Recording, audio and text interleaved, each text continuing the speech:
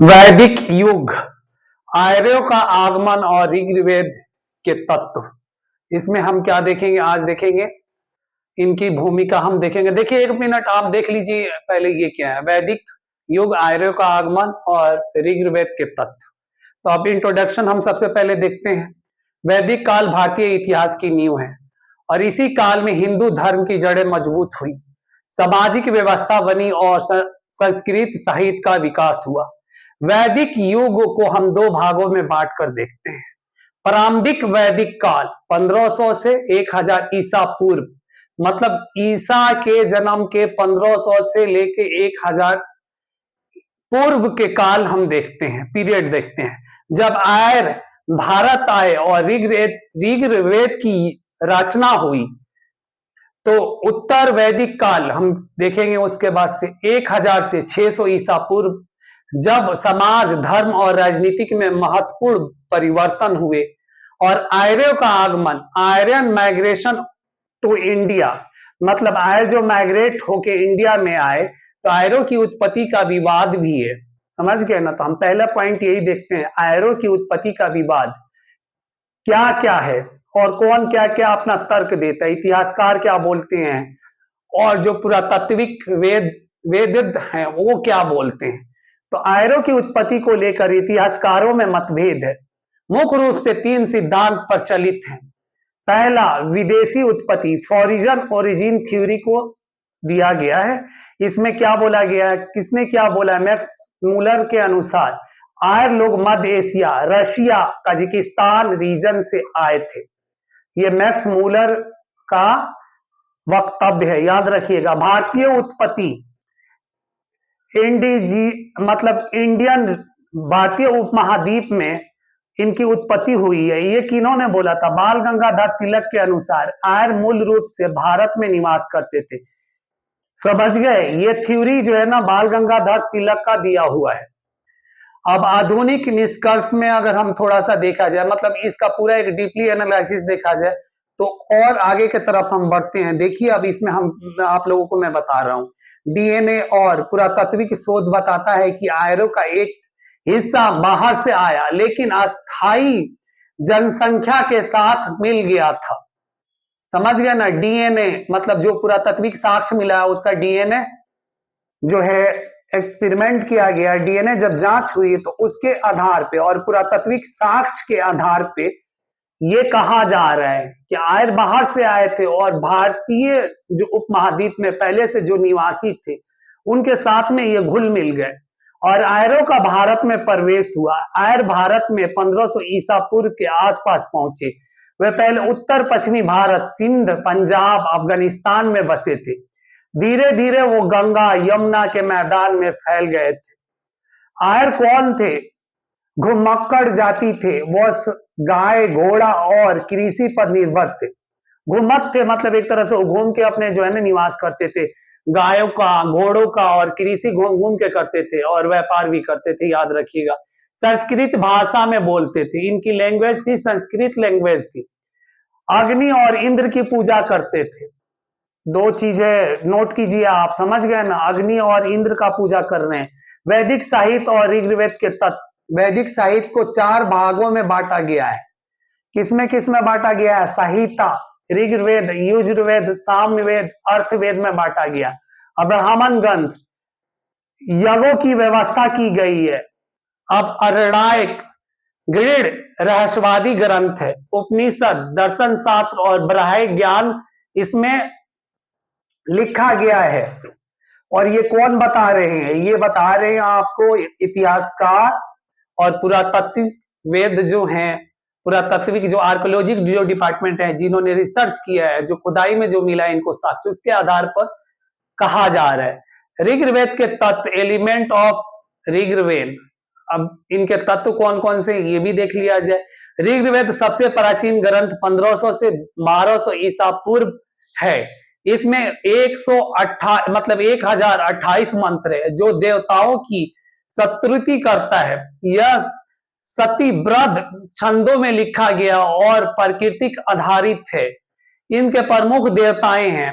प्राकृतिक मतलब जो है ना, खरोष्ठी लिपि उस टाइम में बाद में आई थी और उस टाइम में संस्कृत थी और वेद जो लिखे गए हैं वो लगभग अनपढ़े हुए हैं, अभी तक पढ़ा नहीं गया पूरी तरीका से। इसके प्रमुख देवताएं कौन है? इंद्र सबसे महत्वपूर्ण देवता, युद्ध और वर्षा के देवता हैं। अग्नि यक्षों की देवताएं हैं। वरुण नैतिकता और जल के देवता हैं। सोम एक दिव्य पेय संवतर रस या औषधि के देवता हैं।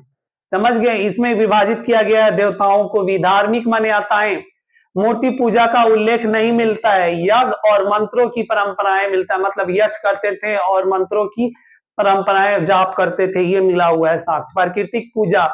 प्राकृतिक पूजा करते थे। सूर्य अग्नि वायु की उपासना करते थे, जो आज भी है, आज भी समाज में प्रचलित है, आप लोग देखते भी होंगे। प्रारंभिक वैदिक समाज, ईयरली वैदिक सोसाइटी हम देखेंगे। पारिवारिक व्यवस्था, संयुक्त परिवार प्रणाली, पुरुष प्रधान समाज था, लेकिन महिलाओं को सम्मान उनका एक तरह से समान सम्मान प्राप्त था, याद रखिएगा।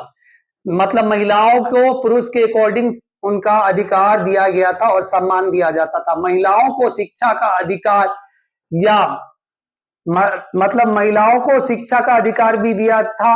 और उस टाइम में जो है ना बहुत सारे गंगी मैत्री जो है ना, ये उस टाइम के विदेश जो स्त्रियां थी वो काफी जो है ना पढ़ी लिखी थी, मतलब विदेशियां थी, मतलब एक तरह से जो बोला जाए एक स्कॉलर मान के चलिए, काफी एडुकेटेड थी, जो है ना समाज में उनका भागीदारी था और उनका उसमें बढ़ चढ़ के भाग भी लेती भी थी।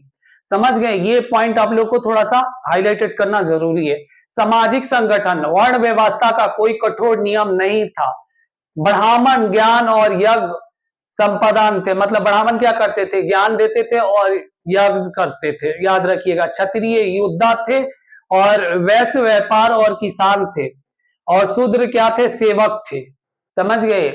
और वैवाहिक प्रणाली, स्वयंवर और विवाह संस्कार का उल्लेख मिलता है उस टाइम में, इसका साक्ष्य भी मिला है। आर्थिक व्यवस्थाएं, मुख्य पेशा कृषि और पशुपालन था इनका। गाय सबसे महत्वपूर्ण पशु मानी जाती थी।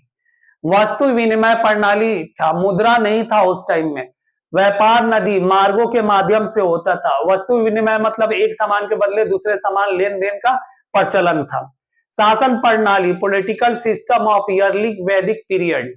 शासन जनतांत्रिक था और राजतांत्रिक भी था। राजा को राजन कहा जाता था। राजा के पास सीमित शक्ति थी, मतलब राजा के पास सीमित शक्ति थी तो किससे संचालन होता था? मंत्री और सभा के सलाह से होता था, वो भी पब्लिकों के अकॉर्डिंग, जनता के द्वारा होता था। दो प्रमुख संस्थाएं थी, सभा वरिष्ठ और बुद्धिमान लोगों की समिति थी, और समिति आम जनता की सभा थी, यही संचालन करते थे। समझ गए ना? अब सभा और समिति की जो है ना बहुत इंपॉर्टेंट रोल रहा है उस टाइम में, और जो है ना आपको देखा जाए तो ये काफी एक तरह से समाज के उत्कृष्ट होने में इनका योगदान भी था। न्यायिक व्यवस्था देख लिया जाए, राजा कानून लागू करता था। सबसे बड़ा अपराध गाय चोरी मानी जाती थी। उत्तर वैदिक काल में परिवर्तन, चेंजेस लेटर वैदिक पीरियड 1000 से 6000 ईसा पूर्व तक। 1000 ईसा पूर्व के बाद समाज में महत्वपूर्ण परिवर्तन हुए। राजा शक्तिशाली हो गया, अब वह देवी देवताओं के समान माने जाने लगा था, और सवर्ण व्यवस्था कठोर हो गई थी। जन्म आधारित प्रणाली को विकास हुआ था। जन्म के आधार पे जो है ना समाजों को बांटा जाता था। धर्म में यक्ष का महत्व बढ़ा। जटिल यक्ष और कर्मकांड शुरू हुए। महिलाओं की स्थिति कमजोर हुई थी, उन्हें शिक्षा और संपत्ति से वंचित किया जाने लगा था। यही दौर था जब जो है ना महिलाओं को शिक्षा और संपत्ति से वंचित किया गया था। जो आपको मॉडर्न इंडिया या मेडिवल में देखेंगे, एंशियंट में आगे भी आप जाएंगे इसके बाद, तो आप देखेंगे स्त्रियों की दशा जो है ना कोई अच्छी नहीं रहेगी, उनकी दशा जो है ना हरास होती चली जाएगी। कृषि और व्यापार का विकास, लौ के औजार का उपयोग शुरू हुआ था। वैदिक युग का महत्व, अब इसमें भारतीय संस्कृति की नींव रखी है। धर्म, समाज और शासन प्रणाली का विकास हुआ था। समझ गए? अब यहाँ पे समाज के लिए जो है मेन इंपॉर्टेंट ये होता है कि वहां पे जिस समाज में स्त्रियों की भागीदारी होगी वह समाज उतना ही उत्थान फलेगा फूलेगा, याद रखिएगा। संस्कृति, साहित्य और वेदों की उत्पत्ति यह आगे चलकर हिंदू समाज का आधार बना था। गाय और कृषि पर आधारित अर्थव्यवस्था विकसित हुई थी। राजनीतिक संस्थाओं का विकास हुआ था। राजा सभा और समिति इसमें सम्मिलित थे। अब थोड़ा सा हम इसमें क्या देखेंगे, अब हम देखेंगे आपको कंक्लूजन। तो वैदिक काल भारत का सबसे महत्वपूर्ण युग था जिसमें समाज, धर्म, राजनीतिक और अर्थव्यवस्था का विकास हुआ। प्रारंभिक वैदिक काल में स्वतंत्र, समानता और पारंपरिक धर्म थे। उत्तर वैदिक काल में जन्म आधारित जाति व्यवस्था, कर्मकांड और सत्ता केंद्रित शासन उभरा था। ऋग्वेद भारत की प्राचीनतम ज्ञान निधि है जो न केवल धार्मिक ग्रंथ है बल्कि समाज और संस्कृति का दर्पण भी है। परीक्षा के लिए महत्वपूर्ण बिंदु अगर आप लोग को मैं थोड़ा सा 4-5 लाइन बता दे रहा हूं, ये लोग आप लोग यूपीएससी के अकॉर्डिंग, टीसीएस एसएससी के अकॉर्डिंग ये लोग थोड़ा सा स्मरण कर लीजिएगा। वैदिक काल को प्रारंभिक काल हम कब मानते हैं? 1500 से लेके 1000 ईसा पूर्व का मानते हैं। और उत्तर वैदिक काल का कब मानते हैं? 1000 से 6000 बीसी को हम मानते हैं, ठीक है। और ये लोग क्या थे? घुमंत थे, मतलब घूमते थे, पशुपालन और कृषि पर आधारित था ये वैदिक पीरियड। और ऋग्वेद में इंद्र, अग्नि और वरुण की पूजा का वर्णन मिला है। और परहाम में गणराज के झलक की भी मिली हुई और राजा शक्तिशाली बन गया था। ये कब कब बना है? वैदिक काल का मैं बोल रहा हूं। उत्तर वैदिक काल में जाति प्रथा कठोर हो गई थी। वैदिक काल तक आते आते जो है ना, समाज एक तरह से पूरी तरीका से वैदिक काल का जो है राजाओं को पर